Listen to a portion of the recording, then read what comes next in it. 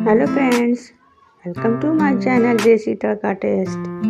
और आज मैं बनाने जा रही हूँ करेला भुर्जी, जो बहुत ही आसानी से बन जाती है कम समय में। ये मैंने हल्दी और नमक लिया है और ये तेल है सरसों का।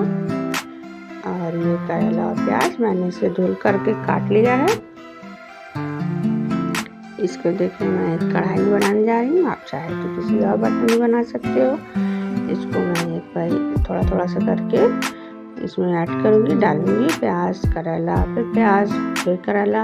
ये जो प्याज है और करेला है, ये इसी तरह से मिक्स करके बनता है। इसमें पानी भी तो नहीं होता है, करेला कड़वा होता है, इसलिए इसको ओपन ही पकाइएगा, इसको ढकिएगा नहीं, वरना इसकी कड़वाहट जो कम नहीं होगी बल्कि और बढ़ जाएगी भाप लगने से। इसको हमेशा ओपन करके ही पकाते हैं। तो फ्रेंड्स देखिए, मैं इसमें सारा सामान ऐड करूँगी। ये हल्दी और नमक है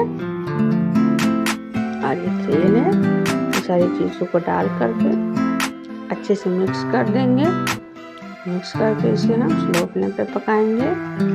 ये बहुत ही अच्छी और टेस्टी सब्ज़ी होती है फ्रेंड्स। कहीं ट्रैवल में अगर आप जा रहे हो, इसके लिए जो बेस्ट है। ये सफ़र में पैक रहती है, ज़्यादा टाइम पे भी ख़राब नहीं होती है। और इसका सारा इंग्रेडिएंट्स एक ही बार डाल करके हमको बस रख देना है, इसमें बीच में कोई भी सामान ऐड नहीं करना।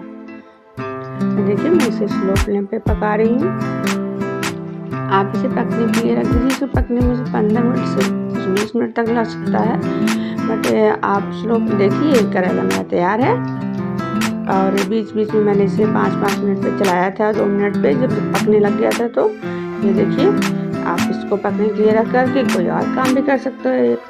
एक साथ आपका 2 काम हो जाएगा। बहुत ही अच्छी और टेस्टी सब्जी होती है। तो फ्रेंड्स, ऐसे ही रेसिपीज़ के लिए आप मेरे चैनल देसी तड़का को लाइक कीजिए, सब्सक्राइब कीजिए और शेयर कीजिए। और हाँ, कमेंट बॉक्स में कमेंट करना मत भूलिएगा। So friends, thanks for watching. आप देखिए, thanks for watching, bye bye. करेला भुर्जी बनाने के लिए हमें